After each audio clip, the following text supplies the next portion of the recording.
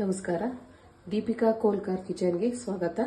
ನಾನು ಇವತ್ತಿನ ತಿಂಡಿಗೆ ಬಿಸಿಬೇಳೆ ಬಾತ್ ಮಾಡ್ಕೊಳ್ತಾ ಇದ್ದೀನಿ. ಬನ್ನಿ ನೋಡೋಣ ಬಿಸಿಬೇಳೆ ಬಾತ್ ಹೇಗೆ ಮಾಡೋದು ಅಂತ. ಮೊದಲಿಗೆ ನಾನು ಅಕ್ಕಿ ತೊಳೆದು ಒಂದೆರಡು ಸರಿ ತೊಳೆದು ಇಟ್ಕೊಂಡಿರುವಂಥ ಅಕ್ಕಿ ಹಾಕ್ಕೊಳ್ತಾ ಇದ್ದೀನಿ. ಬೇಳೆ ಎಲ್ಲ ತೊಳೆದು ಇಟ್ಕೊಂಡಿರುವಂಥ ಬೇಳೆಗಳು. ಹೆಸರುಬೇಳೆ ಹಾಕ್ತಾ ಇದ್ದೀನಿ ಒಂದೆರಡು ಸ್ಪೂನು ಟೇಸ್ಟಿಗೆ. ತೊಳೆದು ಹೆಚ್ಚಿರುವಂಥ ಆಲೂಗಡ್ಡೆ ಹಾಕ್ಕೊಳ್ತಾ ಇದ್ದೀನಿ.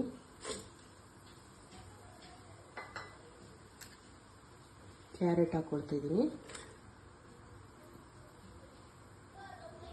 ಸಣ್ಣಗೆ ಹೆಚ್ಚಿರುವಂಥ ಬೀನ್ಸ್,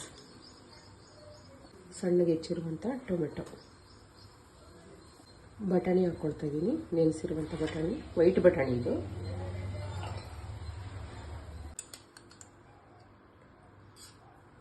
ಒಂದು ಸ್ಪೂನ್ ತುಪ್ಪ ಹಾಕ್ಕೊಳ್ತಾ ಇದ್ದೀನಿ. ಕಡಲೆಕಾಯಿ ಬೀಜ ಹಾಕ್ಕೊಳ್ತಾ ಇದ್ದೀನಿ ಒಂದೆರಡು ಸ್ಪೂನು. ರುಚಿಗೆ ತಕ್ಕಷ್ಟು ಉಪ್ಪು ಸ್ವಲ್ಪ ಹಾಕೊಳ್ಳೋಣ ಬೇಯೋದಕ್ಕೆ. ಸ್ವಲ್ಪ ಉಪ್ಪಿಡಿಲಿ ಅಂತ, ಇಲ್ಲಾಂದರೆ ಬೇಯಲ್ಲ ಕಾಳು ಬೇಳೆಗಳು. ಈ ಕಡಲೆಕಾಯಿ ಬೀಜನ ಒಗ್ಗರಣೆಗೂ ಹಾಕ್ಕೋಬೋದು, ಏನು ತೊಂದರೆ ಇಲ್ಲ.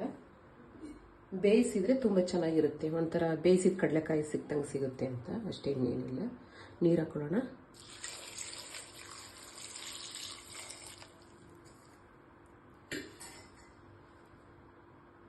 ಬನ್ನಿ ಕ್ಯಾಪ್ ಹಾಕೋಣ.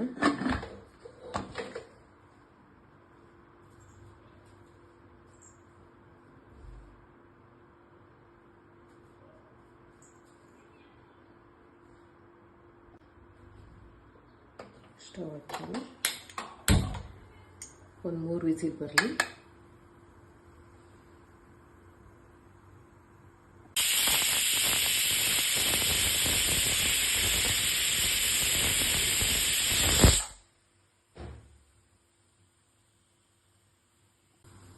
ನೋಡಿ, ಈಗ ಒಗ್ಗರಣೆ ಮಾಡ್ಕೊಳ್ಳೋಣ. ಒಂದು ಬಾಣಲೆ ಇಟ್ಕೊಂಡಿದ್ದೀನಿ ನಾನೀಗ. ಸ್ವಲ್ಪ ಕಾಯಿಲಿ ಆಯಿಲ್ ಹಾಕ್ಕೊಳ್ತಾ ಇದ್ದೀನಿ.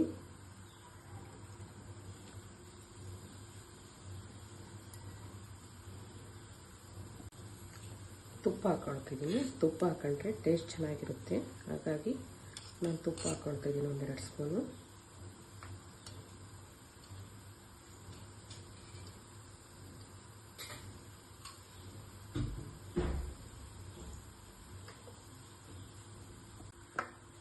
ನೋಡಿ, ಜೀರಿಗೆ ಹಾಕ್ಕೊಳ್ತಿದ್ದೀನಿ ನಾನೀಗ. ಸಾಸಿವೆ ಹಾಕ್ಕೊಳ್ತಿದ್ದೀನಿ.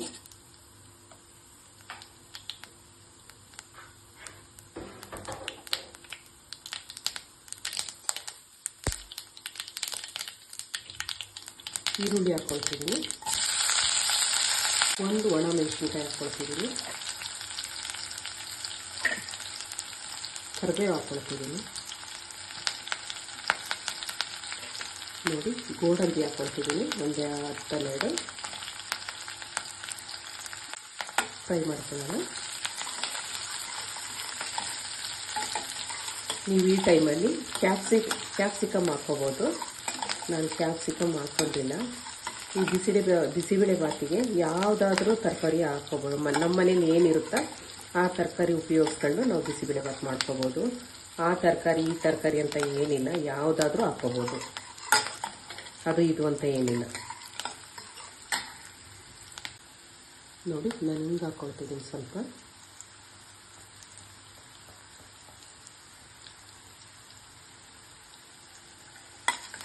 ಹಿಂಗೆ ಹಾಕೋದ್ರಿಂದ ತುಂಬ ಚೆನ್ನಾಗಿರುತ್ತೆ ಬಿಸಿಬೇಳೆ ಬಾತು, ಗ್ಯಾಸ್ಟ್ರಿಕ್ ಆಗಲ್ಲ.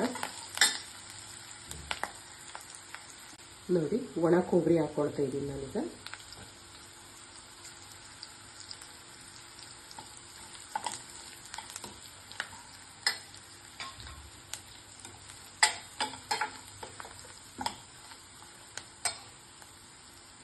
ನೋಡಿ, ನಾನೇ ಮನೆಯಲ್ಲಿ ಮಾಡಿರುವಂಥ ಬಿಸಿಬೇಳೆ ಬಾತ್ ಪೌಡರು.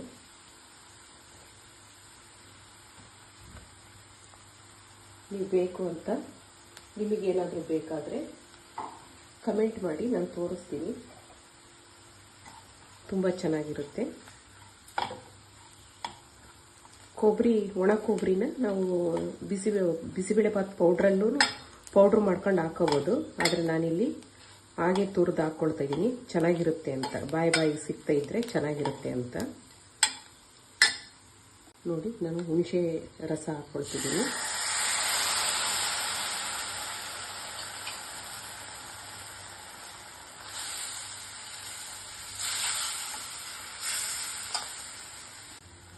ನೋಡಿ, ನಾವು ಅವಾಗಲೇ ಉಪ್ಪು ಹಾಕೊಂಡಿದ್ದೀವಿ ಸ್ವಲ್ಪ. ಈಗ ಟೇಸ್ಟಿಗೆ ತಕ್ಕಂತೆ ಉಪ್ಪು ಹಾಕೊಳ್ಳೋಣ.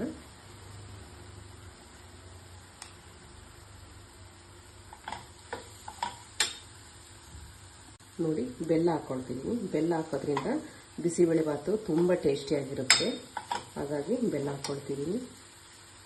ನೋಡಿ, ಈ ಟೈಮಲ್ಲಿ ನೀರು ಹಾಕ್ಕೊಳ್ಳೋಣ.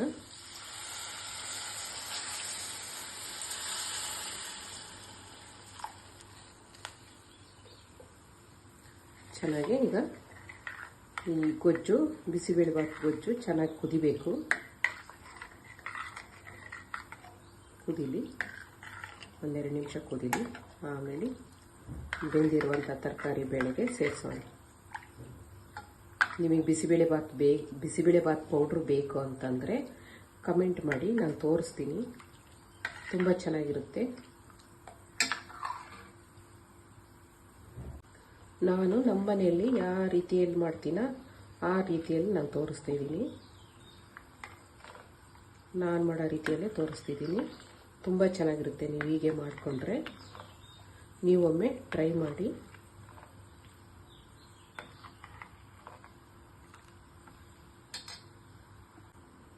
ಕುದೀತಾ ಇದೆ, ಒಂದೆರಡು ನಿಮಿಷ ಕುದೀಲಿ. ಈ ಹಸಿ ವಾಸನೆ ಎಲ್ಲ ಹೋಗುತ್ತೆ ಅಂತ. ಯಾರೆಲ್ಲ ವಿಡಿಯೋ ನೋಡ್ತೀರೋ ಅವರೆಲ್ಲ ಸಬ್ಸ್ಕ್ರೈಬ್ ಮಾಡ್ಕೊಂಡು ನೋಡಿ, ಲೈಕ್ ಮಾಡಿ. ನೋಡಿ, ಚೆನ್ನಾಗಿ ಕುದೀತಿದೆ. ಇನ್ನೊಂದು ನಿಮಿಷ ಕುದೀಲಿ.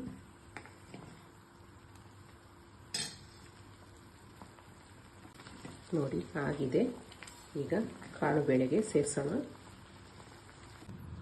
ನೋಡಿ, ಕ್ಯಾಪ್ ತೆಗಿತಾ ಇದ್ದೀನಿ.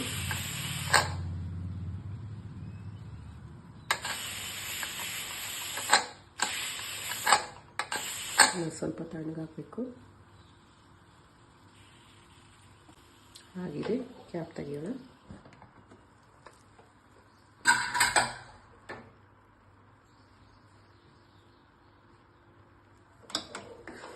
ನೋಡಿ, ಚೆನ್ನಾಗಿ ಬೆಂದಿದೆ.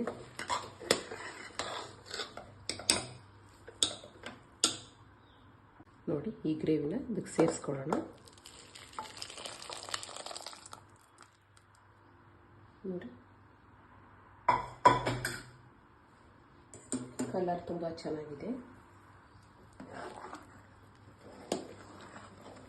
ಈಗ ಬೇಳೆ ತರಕಾರಿ ಎಲ್ಲ ಈ ಮಸಾಲೆ ಜೊತೆಗೆ ಹೊಂದಬೇಕು. ಒಂದೆರಡು ಸರಿ ಕುದಿಸ್ಕೊಳ್ಳೋಣ.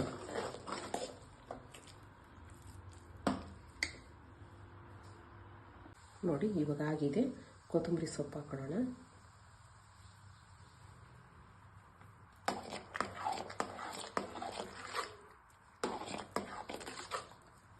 ರೆಡಿಯಾಗಿದೆ. ಈಗ ಸವಿಯಲು ಈಗ ಪ್ಲೇಟಿಗೆ ಹಾಕಿ ತೋರಿಸ್ತೀನಿ.